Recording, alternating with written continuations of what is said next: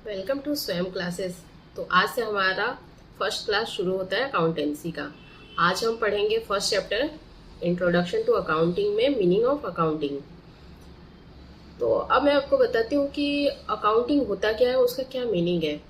इसके लिए मैं आपको एक छोटा सा एग्जांपल देना चाहूँगी। सपोज कि एक बंदा है जो वो एक नया शॉप शुरू किया। अब उस शॉप पे उसको वो बहुत सारी चीज़ें खरीद रहा है, बेच रहा है, कस्टमर्स आ रहे हैं, कुछ उधार में ले जा रहे हैं, किसी से वो उधार में सामान खरीदा है, ये सारी चीज़ें। फिर उसके बाद उसके दिन के एंड में उसके पास कितने पैसे आए, कितना गया। चलो एक दिन का तो उसे याद रहेगा, लेकिन ये पूरे महीने का अगर वो देखे तो पूरे महीने का उसे याद नहीं रहेगा कि वो कहाँ से कौन सा सामान कितने में खरीदा, कितने में बेचा, कितने लोगों को उधार देना बाकी है, कितने लोगों से उधार लेना बाकी है। तो ये सारी चीजें वो अपने दिमाग में कैसे रखेगा। तो उसके लिए उसको क्या करना पड़ेगा, इन सब चीजों को एक जगह कहीं लिखना पड़ेगा, रिकॉर्ड करना पड़ेगा। तो ये क्या होता है कि पहले के ज़माने में ऐसा होता था कि हम उसको कॉपीज में या फिर कहीं डायरी में इस तरह से लिखते थे। लेकिन अब क्या है, अब टेक्नोलॉजी का ज़माना है, तो अब हम उसको रिकॉर्ड कर सकते हैं, कंप्यूटर में रिकॉर्ड कर सकते हैं।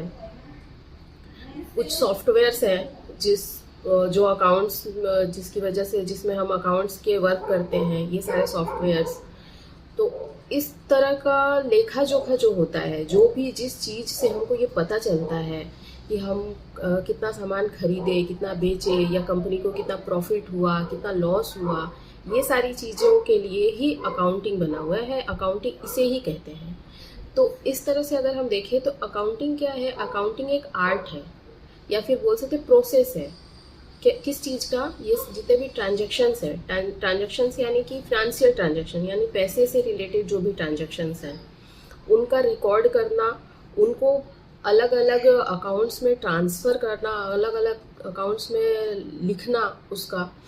फिर उसके बाद उसे फाइनलाइज करना कि उससे हमारा प्रॉफिट हो रहा है या लॉस हो रहा है, और जो फाइनल रिजल्ट आया वो हमको कम्युनिकेट करना। कम्युनिकेट इन द सेंस कि हमको बताने के लिए कि यूजर्स, जो भी इंटरेस्टेड यूजर्स हैं, उनको बताना कि ये हमारे बिजनेस का लॉस हुआ है या फिर प्रॉफिट हुआ है। ये हम कैसे बताएंगे।